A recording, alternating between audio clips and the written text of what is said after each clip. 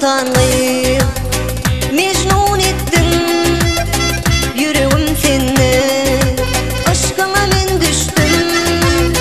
Alanlarınız koz, görküm aydın, neredesin seveyim ay sultan.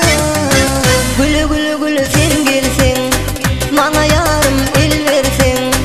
Seni süyen ay sultan, bolursun minki bilsin.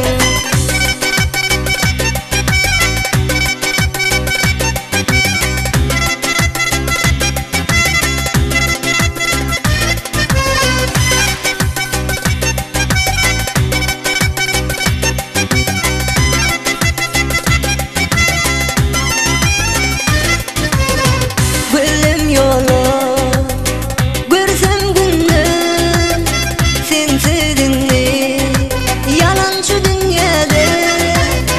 Maralı çölüm billeri ince, neredesin seveyim ay sultan. Gülü gülü gülü sen gelsin, bana yarım el versin.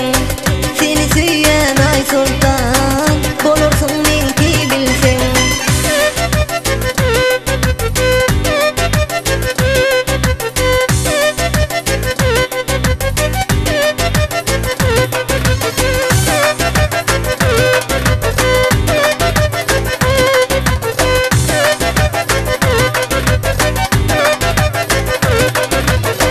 Güller bersim yarım men barsam, söyüründe yanıma sen gelsin.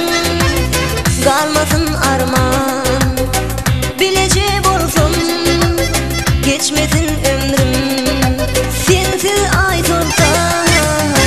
Gülü gülü gülü sen gelsin, bana yarım el versin.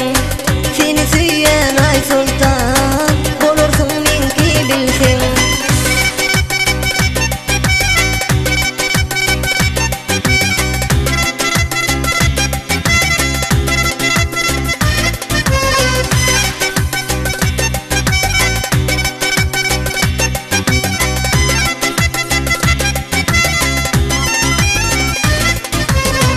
Allah can seni duşursun yine, dinle aygı otları sen salma. Kırmızı dodo yanağı alma, geçmesin ömrüm sensiz ay